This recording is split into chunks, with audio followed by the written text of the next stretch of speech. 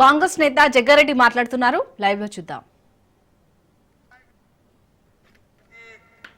కాలు గోటికి కూడా మీరు సరిపోరు అని కాంగ్రెస్ పార్టీ చాలా స్పష్టంగా తెలియజేస్తుంది. సోనియా గాంధీ కాలి గోటికి కూడా ఆమె త్యాగం ముందు ప్రధానమంత్రి పదవి తీసుకొని వద్దన్న ఆమె త్యాగము, ఆమె కాలి కోటి వేలు కోటి గోరు కూడా పనికిరాని మీరు ఈరోజు మాట్లాడుతున్నారు.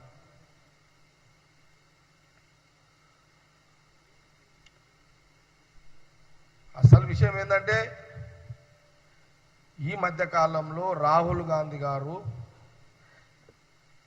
వారు ఈ 10 ఏళ్ల బీజేపీ పరిపాలన ఎందుకు వచ్చింది, ఎట్లొచ్చింది, ఏంది అని ఈ అన్వేషణలో కొన్ని నిజాలు బయటకు వచ్చినాయి. అదే ఓట్ చోరీ, ఓట్ల దొంగతనం. బీజేపీ ప్రభుత్వం మళ్ళీ 2 సార్లు ప్రభుత్వం రావడానికి ఓట్ల దొంగతనం.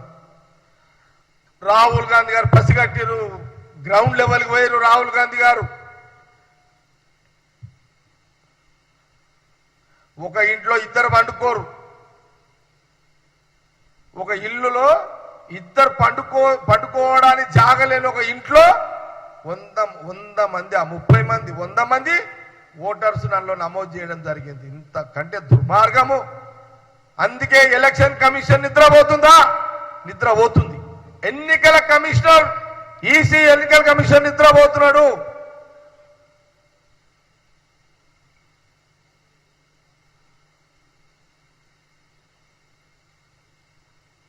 అందుకే రాహుల్ గాంధీ గారు చనిపోయిన ఇంట్లో చచ్చిపోయినట్టు ఓటర్స్ రావడం ఏంటి?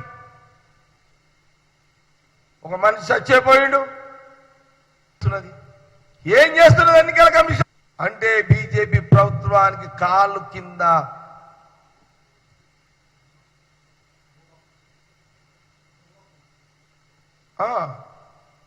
అడుగుమడుగులు ఎత్తుతున్నారు. ఒక ఎన్నికల కమిషన్ బీజేపీ ప్రభుత్వాన్ని తొత్తులుగా పనిచేస్తున్నారని రాహుల్ గాంధీ గారు ప్రశ్నిస్తున్నాడు.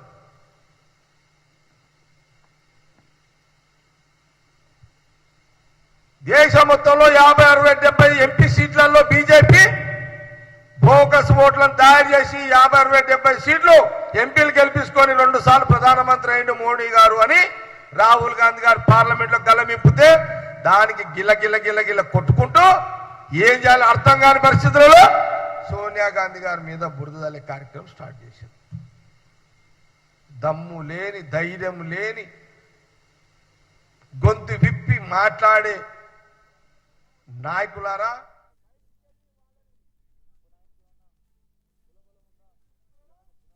వాళ్ళకి ఏం తోస్తలేదు. తప్పులు ఇరుకపోయారు. దేశ ప్రజలు అందరూ ఆలోచన పడ్డారు. అరే మన హక్కు, మన ఓటు, మన హక్కు, మన జీవితము. బీజేపీ ఇట్లా కుట్ర, ఈ బీజేపీ ప్రభుత్వము వీళ్ళందరూ ఇట్లా దొంగ ఓట్లు చేస్తే మన జీవితాలు ఏమవుతాయి అనే ఒక ఆలోచన పడడంతో ఈరోజు బీజేపీ నాయకులు సోనియా గాంధీ గారి మీద లేని ఉన్నట్టుగా మాట్లాడుతున్నారు. అందుకే ఈరోజు ఇంత పెద్ద చరిత్ర, అంటే జరిగిన చరిత్ర చెప్పాల్సి వచ్చింది. ఈరోజు రాహుల్ గాంధీ గారిని గొంతుకి ఆయన ప్రశ్నలకు ప్రధానమంత్రి మోడీ గారు భయపడుతున్నారు, అమిత్ షా గారు భయపడుతున్నారు, బీజేపీ సెంట్రల్ పార్టీ భయపడుతున్నారు. తప్పు చేశాము అని ఒక ఫీలింగ్ వాళ్ళకు వచ్చేసింది. అందుకే బీహార్లో 17వ తారీఖు నుంచి రాహుల్ గాంధీ గారు పాదయాత్ర మొదలుపెట్టారు. ఇప్పుడు మాకు కూడా గైడెన్స్ వచ్చింది. దొంగ ఓట్ల ప్రభుత్వం బీజేపీ అనేది మాకు కూడా వచ్చింది. మాకు కూడా 22వ తారీఖు, 15వ తారీఖు పెద్ద ఎత్తున జిల్లాల వారీగా రాష్ట్ర వ్యాప్తంగా పెద్ద సభలు, కార్యక్రమాలు, ర్యాలీలు చేయాలి. ఆల్ ఇండియా కాంగ్రెస్ పార్టీ కార్యగారు డైరెక్షన్స్ ఇవ్వడం కూడా జరిగింది.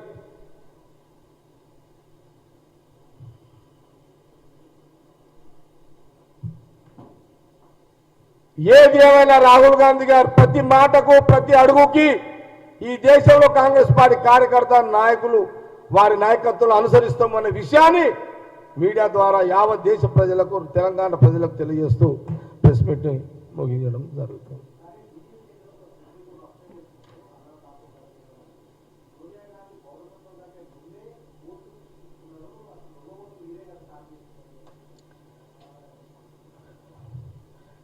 నేనేమంటున్నా ప్రతాప్, ఆ మాట్లాడడం కూడా బుర్రలేదు.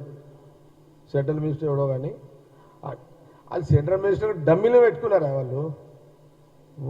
వాళ్ళు డమ్మీలే, వాళ్ళు వాళ్ళకి ఇప్పుడు ఆ సెంట్రల్ మినిస్టర్ మాట్లాడి ఏమైనా అర్థం ఉందా ఆ మాటలకు? ఏమన్నా